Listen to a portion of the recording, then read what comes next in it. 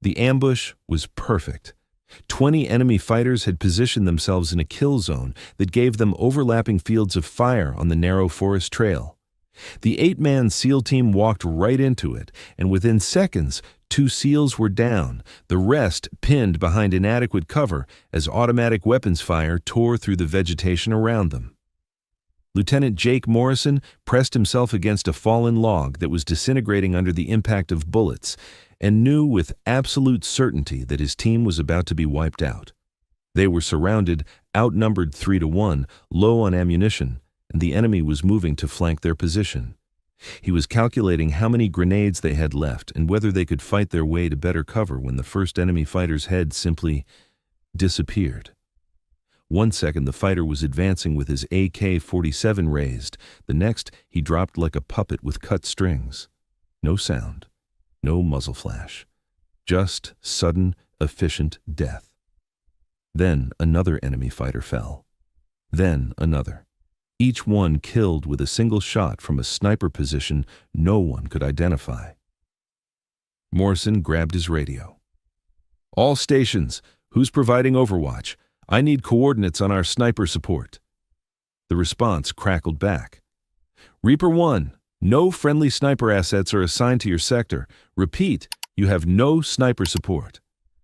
But someone was out there in the forest, someone who just killed 3 enemy fighters in under 10 seconds, someone who was systematically dismantling the ambush that should have killed Morrison's entire team. What the SEALs didn't know was that Staff Sergeant Elisa Carter had been in these woods for 6 days, alone and presumed dead after her reconnaissance team was wiped out. What they were about to discover was that sometimes the most dangerous person on the battlefield is the one nobody knows is there. Before I show you how one hidden sniper turned the tables on an enemy ambush and saved 8 SEALs from certain death, drop a comment telling us where in the world you're watching from and hit subscribe, because this story proves that the quietest warriors are often the deadliest. Now let's get into it. 6 days earlier. The helicopter insertion went smoothly, too smoothly in hindsight. Staff Sergeant Elisa Carter and her 3-person reconnaissance team fast roped into a clearing 3 kilometers behind enemy lines under cover of darkness. Their mission simple: locate and identify enemy supply routes, relay intelligence, and extract after 72 hours. Elisa was the team's designated marksman, carrying a suppressed SR-25 precision rifle along with standard kit. At 31, she'd spent 7 years in special operations, the last 4 as one of the few female operators cleared for direct action missions. She'd earned her place through skill, not politics, something she'd proven on a dozen deployments across 3 continents.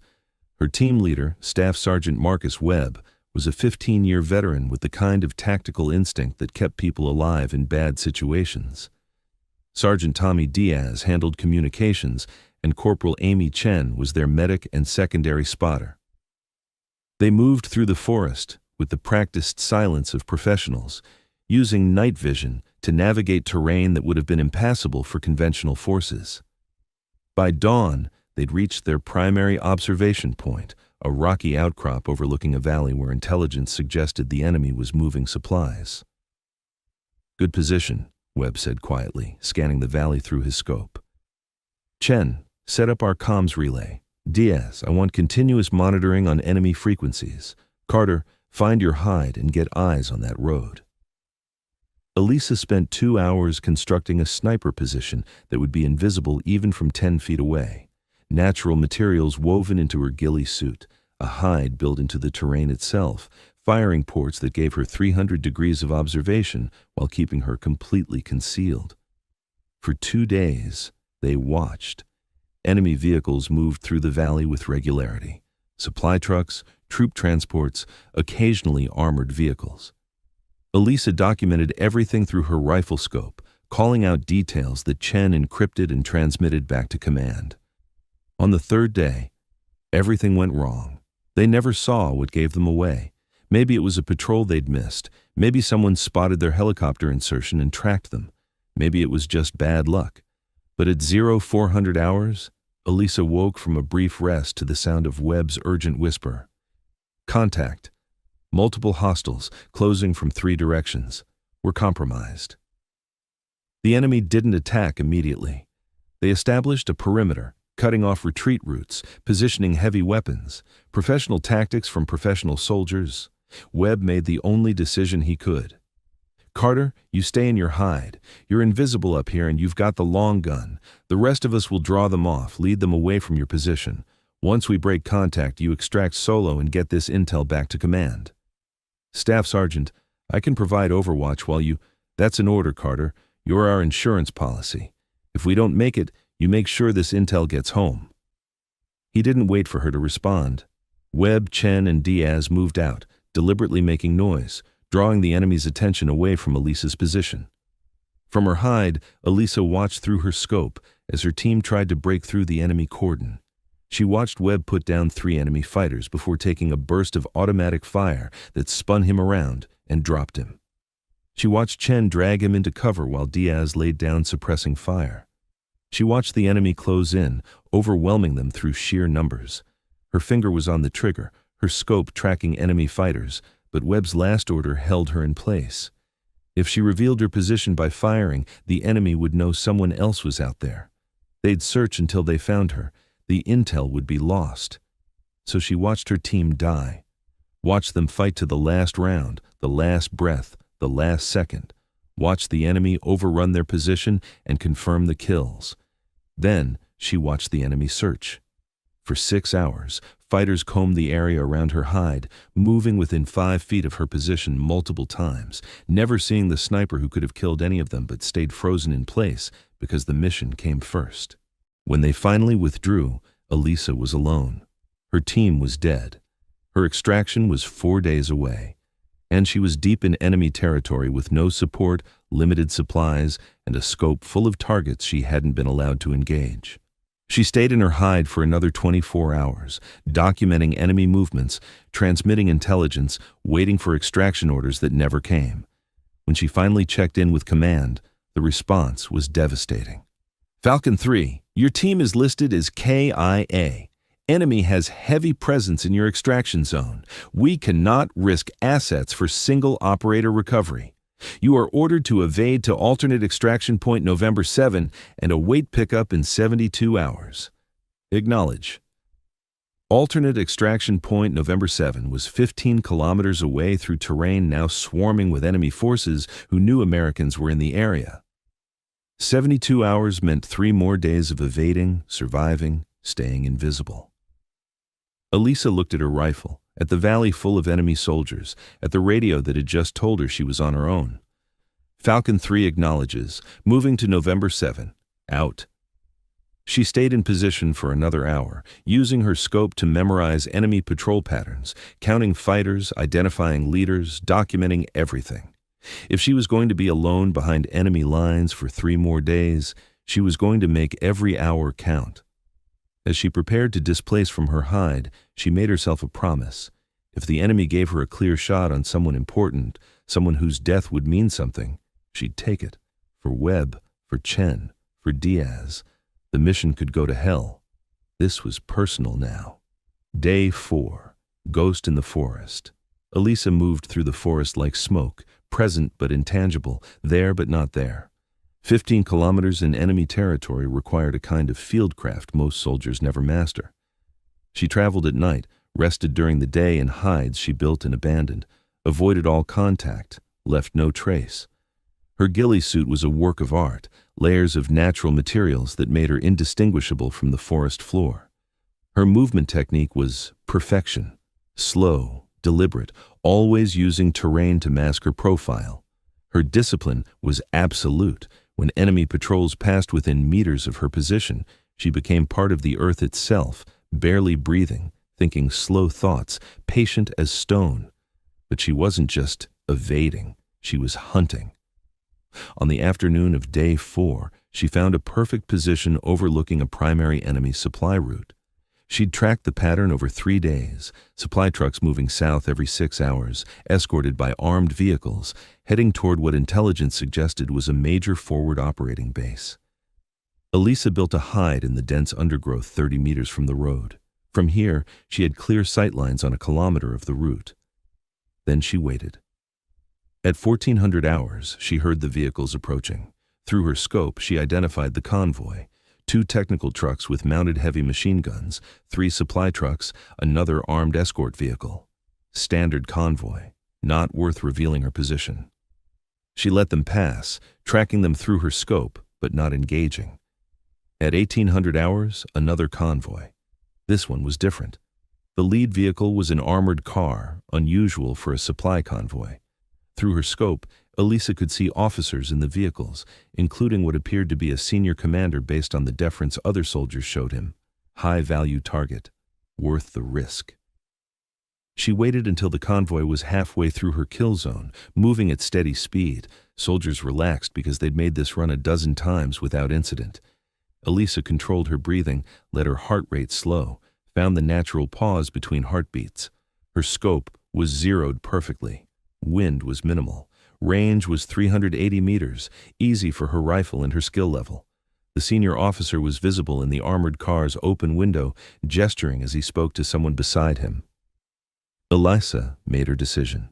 She'd take the shot, then immediately displace. The enemy would know a sniper was in the area, but by the time they organized a search, she'd be gone. She settled her crosshairs on the officer's head, compensated for the vehicle's movement, controlled her breathing, and squeezed the trigger. The suppressed rifle made barely more noise than a cough. The bullet traveled 380 meters in under half a second and struck the officer exactly where Elisa had aimed. The convoy erupted in chaos. Vehicles stopped. Soldiers jumped out, scanning for threats they couldn't see. Officers shouted orders. The dead man's body was pulled from the vehicle. Elisa was already moving, crawling backward out of her hide, staying low, using terrain to mask her withdrawal. She'd be 500 meters away before they even started searching her position. But she'd made her statement. The enemy wasn't safe. Someone was out here. Someone was watching. Someone was hunting them. Day 6. The SEAL team. Lieutenant Jake Morrison's SEAL team had been in country for 8 days, conducting direct action raids against high-value targets. They were good at it. Surgical strikes, minimal casualties, maximum impact. His 8-man team had hit 6 targets in the past week with 0 friendly losses. The mission brief for Day 8 was straightforward. Move through a specific forest sector to reach an observation point, gather intelligence on a suspected enemy command post, and extract after 48 hours. Intel says this sector is clear, the operations officer had briefed them. Enemy activity is concentrated 10 clicks south. You should have a clean run to your objective. They'd made it 3 kilometers when the ambush hit. The kill zone was a natural choke point. The trail narrowed between rocky outcrops, limiting movement options. The enemy had positioned themselves perfectly, with interlocking fields of fire that covered every escape route. The first burst of automatic fire came from multiple directions simultaneously. Chief Petty Officer Rick Hammer Patterson went down immediately, taking 3 rounds to the chest. His body armor stopped the bullets, but the impact knocked him unconscious. Petty Officer Danny Cruz caught a round in the leg and collapsed, returning fire even as he fell. Morrison and the remaining 5 SEALs dove for cover, but the cover was inadequate. Fallen logs, slight depressions, nothing that could stop sustained fire from 20 enemy fighters who had all the advantages. Reaper 1, contact! We're in a kill zone, taking effective fire from multiple positions, Morrison transmitted, even as bullets tore through the vegetation around him. 2 casualties, requesting immediate air support. The response was devastating. Reaper 1, no air assets available, your location for 30 minutes. Recommend you evade and extract. 30 minutes, they'd all be dead in 5. Morrison looked at his tactical display. Enemy fighters were advancing from 3 directions, moving to flank and overrun their position. His team was putting out effective return fire, but they were outnumbered and outgunned. This was how SEAL teams died, not from lack of skill or courage, but from simple, overwhelming force when help couldn't arrive in time. That's when the first enemy fighter's head exploded. Morrison didn't see the shot, didn't hear it, just saw the result. An enemy fighter who'd been advancing aggressively suddenly dropped like gravity had increased 10-fold. "Who's shooting?" Petty Officer Jason Doc Martinez called out. Before anyone could answer, another enemy fighter fell. Then another. Precise, methodical kills from a sniper position no one could locate. Morrison grabbed his radio. "All stations, who's providing overwatch? I need coordinates on our sniper support." "Reaper 1, no friendly sniper assets are assigned to your sector. Repeat, you have no sniper support." But someone was out there. Someone who'd just killed 3 enemy fighters and was systematically taking apart the ambush. Another enemy fighter fell. Then another. The enemy advance faltered as fighters realized they were being killed by an invisible threat. Morrison watched through his scope as the sniper continued working. Each shot was perfectly placed, headshots at ranges between 300 and 500 meters through dense forest. Professional work from a professional shooter. "Whoever you are," Morrison transmitted on the emergency frequency, "you just saved our lives. Identify yourself." Static for 3 seconds. Then a female voice, calm and professional. "Falcon 3. I'm solo, been behind the lines for 6 days. You walked into my sector. I don't like sharing." Morrison processed that. "Falcon 3, I thought your team was listed as KIA. They are. I'm not. And right now, you've got 10 enemy fighters still operational and moving to flank your position from the east. Suggest you shift your fire to the western approach while I handle the eastern flank." Morrison didn't hesitate. "You heard her, people. Western approach, suppressive fire." His team redirected their fire, and Morrison watched in professional appreciation as the hidden sniper, this Falcon 3, whoever she was, went to work on the eastern flank. 6 enemy fighters were trying to maneuver through thick forest to get behind the SEAL position. They thought they were concealed, thought they were safe. They were wrong. The sniper killed all 6 in under 90 seconds. Each shot was placed with surgical precision, each enemy fighter dropping before they even realized they were being engaged. The remaining enemy fighters broke and ran. They'd come expecting an easy ambush on an outnumbered team. Instead, they'd been decimated by an invisible sniper who killed with the precision of a surgeon and the ruthlessness of an executioner. When the firing stopped and the forest fell silent, Morrison did a quick assessment. Patterson was coming around, groggy but alive.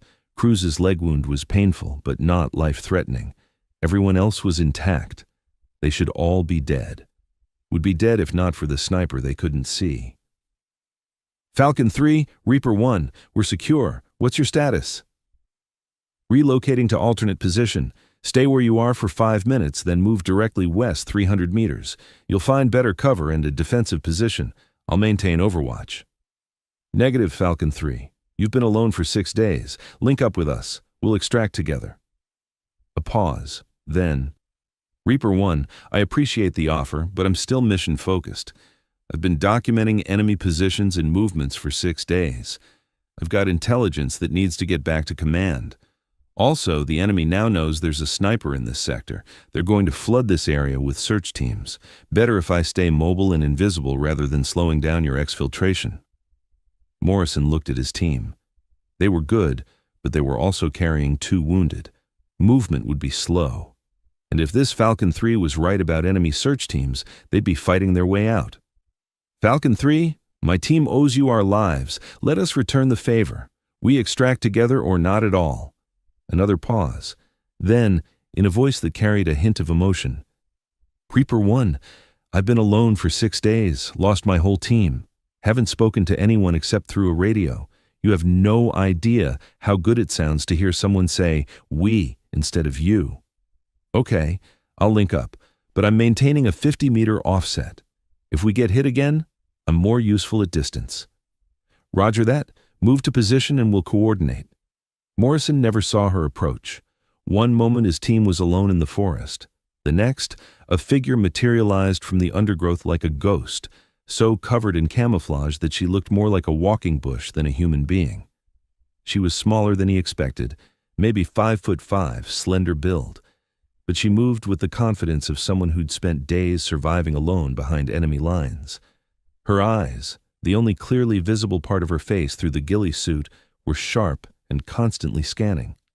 Her rifle, a suppressed SR-25, was immaculate despite 6 days in the field, Her gear was arranged with obsessive precision. Everything about her screamed professional.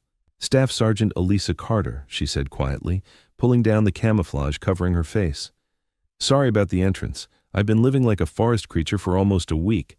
Social skills are rusty." "Lieutenant Jake Morrison, this is what's left of my team." He gestured to the other SEALs, who were staring at her with the kind of respect reserved for someone who'd just saved their lives. "You just killed what? 12 enemy fighters in about 3 minutes. 14, Elisa corrected. 2 more tried to flank from the north. You didn't see them because I got them before they came into view." She paused. "I've been watching enemy movement patterns in this area for 6 days. That ambush wasn't random. They've been setting them on likely American approach routes. You're the 3rd team they've tried to hit. First 2 weren't American, local friendlies. The enemy wiped them out." Morrison felt something cold in his stomach. "How many enemy fighters are in this sector?" "Based on my observations, at least 200, maybe more. They've been reinforcing this area for the past 4 days. Whatever they're protecting, it's important enough to dedicate serious resources." "Any idea what it is?" Elisa pulled out a waterproof map covered in notations. "Best guess? There's a headquarters or command facility about 8 clicks northeast. I've documented senior officers moving through the area, communications equipment being transported, fortification materials. Something big is there."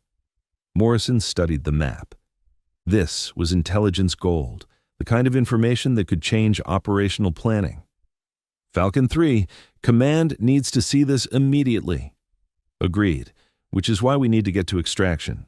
My pickup is supposed to be in 18 hours at a location 6 clicks from here. If we move fast and stay ahead of the search teams the enemy's going to send after us, we can make it." Doc Martinez finished treating Cruz's leg wound and Patterson's bruises. Both SEALs were mobile, but movement would be slower than normal. "All right, people," Morrison said. "We've got 6 clicks to cover, 2 wounded, and an entire enemy battalion looking for us. Carter, you're on point. Use that invisible woodcraft of yours to keep us out of trouble. Doc, you stay with the wounded. Everyone else, standard patrol formation. We move fast, we move quiet, and we make it home." Elisa nodded. "One thing, Lieutenant. I've been tracking enemy radio traffic for 6 days. They're coordinated, professional, and they're specifically hunting for American forces. This isn't going to be a simple exfil. We're going to have to fight our way out." "Then let's make sure we're the ones doing most of the shooting." Morrison checked his weapon. "Lead the way, Staff Sergeant." The exfiltration.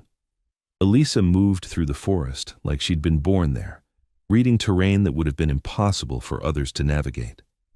Morrison and his team followed, and even these experienced operators were impressed by her woodcraft. She avoided obvious routes, using terrain features that provided concealment while maintaining speed. She spotted enemy positions before they came into view, routing the team around 3 separate enemy patrols that never knew Americans passed within 100 meters. They'd covered 3 kilometers when the enemy found their trail. "Contact rear!" called out Petty Officer Sam Wrench Kowalski, who was pulling security at the back of their formation. "Multiple hostiles, closing fast!" Morrison made the tactical decision. "Carter, how far to a defensible position?" Elisa had already been mapping terrain in her head. 200 meters north, there's a rocky outcrop. Good fields of fire, limited approach routes. We can hold there. "Lead the way, double time!" They ran, carrying the wounded, weapons ready. Behind them, enemy fighters were closing the distance, their shouts echoing through the forest. The rocky outcrop was exactly what Elisa had promised, a natural fortress with clear sight lines and solid cover. The team established a defensive perimeter, while Elisa found a sniper position with elevation on the most likely enemy approach. Through her scope, she counted at least 30 enemy fighters moving toward their position in a coordinated assault formation. Professional tactics, professional soldiers. "Reaper 1, you've got 30-plus hostiles inbound, moving in 2 elements. Left flank is 20 fighters, right flank is 10. They'll try to suppress you from the front while flanking from both sides." "Roger that. Can you disrupt their coordination?" "Watch me." Elisa identified the enemy leaders, the ones coordinating movement, using radios, directing other fighters. She knew from 6 days of observation that removing leaders would create chaos in the enemy's tactical cohesion. She found the first target, an officer with a radio, positioned behind the main assault element, directing their movement. Range was 420 meters through moderate vegetation. She compensated for wind, adjusted for the target's movement, controlled her breathing, and fired. The officer dropped, his radio skittering across the ground. Immediately, the enemy's coordinated advance faltered as fighters looked for new orders. Elisa transitioned to her second target, another leader on the left flank. She fired again, and another fighter fell. The enemy assault lost its coordination. Without clear leadership, individual fighters began making their own decisions, breaking formation, exposing themselves. Morrison's team exploited the chaos, directing precise fire at exposed targets.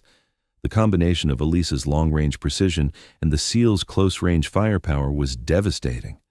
But the enemy had numbers. For every fighter that fell, 2 more moved to take their place. They were willing to take casualties to overrun the American position through sheer force. Reaper 1, they're massing for a final assault, Elisa reported. You've got maybe 60 seconds before they rush your position. Copy that. Carter, can you break up their assault? I can try, but I'm going to need to reposition closer to their formation. High risk, but it's our best chance. Do it. Elisa grabbed her rifle and moved with the speed of someone who'd spent 6 days learning to move invisibly. She relocated to a position 50 meters forward of the SEAL defensive line, where she had a different angle on the enemy formation. The enemy was preparing for their assault, fighters checking weapons, officers shouting final orders, the whole formation tensing for the charge. Elisa started shooting. She fired as fast as she could work her bolt, each shot precisely aimed, each round finding a target. She wasn't aiming for confirmed kills anymore. She was aiming to create chaos, to make the enemy think they were being engaged from multiple directions. She fired 10 rounds in 15 seconds, dropping or wounding 8 enemy fighters. The enemy formation disintegrated as fighters dove for cover, trying to locate the new threat. Morrison's team seized the moment. They laid down devastating suppressive fire, forcing the enemy to stay pinned behind inadequate cover. The enemy assault never materialized. Instead, the fighters began withdrawing, dragging wounded comrades, retreating to regroup and reassess. Elisa crawled back to the SEAL position, her ghillie suit torn and dirty, her face streaked with camouflage paint and sweat. Threat neutralized, she reported. But they'll be back with reinforcements. We need to move. Morrison helped her to her feet. That was the craziest thing I've ever seen. You just assaulted 30 enemy fighters alone. Didn't assault them, just made them think they were being engaged from multiple angles. Perception is reality in combat. She checked her ammunition. I'm down to 40 rounds. Need to make them count for the next 3 clicks. They moved out immediately, knowing the enemy would be organizing a larger response. Elisa rotated to rear security, using her scope to watch their back trail for pursuit. At the 2-click mark, they ran into another problem. An enemy checkpoint blocking their most direct route to the extraction point. Reaper 1, I've got eyes on the checkpoint, Elisa reported from her forward position. 8 fighters, defensive positions, heavy machine gun. They're stopping and checking anyone moving through this sector. Can we go around? Not without adding 4 hours to our movement, and we don't have 4 hours. Enemy search teams are spreading out across this entire sector. Morrison studied the situation through his binoculars. The checkpoint was well positioned, with good fields of fire. A frontal assault would be costly. Ideas? He asked. Elisa was quiet for a moment, analyzing angles and possibilities. Then, I can take out the machine gun and 4 of the fighters from my current position. The other 4 will be in cover I can't engage. That's when you assault. While they're distracted by my fire, you move in fast and finish them. That puts you alone and exposed. If they identify your position, they won't. I've been invisible for 6 days. I can be invisible for 60 more seconds. Morrison made the call. All right, on your signal. Elisa positioned herself with clear sightlines on the checkpoint. She identified her targets in order, machine gunner first, then the 4 fighters with the best defensive positions. The other 4 would be exposed once their support was eliminated. She controlled her breathing, found her rhythm, and began shooting. The machine gunner dropped first, slumping over his weapon. Before anyone could react, Elisa had transitioned to her second target, an officer coordinating the checkpoint operations. He fell with a round through his chest. 2 more shots, 2 more targets down. The remaining 4 fighters scrambled for cover, trying to identify where the shots were coming from, shouting into radios for support. That's when Morrison's team hit them. The SEALs assaulted the checkpoint from 2 directions simultaneously, using speed and violence of action to overwhelm the disoriented defenders. The engagement was over in 30 seconds. 8 enemy fighters dead, 0 American casualties. "Checkpoint secure," Morrison reported. "Carter, nice shooting." "Just doing my job. Let's keep moving." They covered the final kilometer without significant contact. A few enemy patrols spotted in the distance, but nothing that couldn't be avoided with good routing and tactical patience. When they finally reached the extraction point, Elisa allowed herself the first moment of relief she'd felt in 6 days. The clearing was secure, her intel was safe, and she was surrounded by Americans who'd proven they wouldn't leave anyone behind. The extraction helicopter came in low and fast, rotors creating a storm of noise and downdraft. As the team loaded aboard, Morrison grabbed Elisa's arm. "Staff Sergeant, when we get back, I'm writing you up for every medal I can think of. What you did out here, 6 days alone, the intelligence you gathered, the lives you saved, that's the kind of thing legends are made of." Elisa looked at him with exhausted eyes.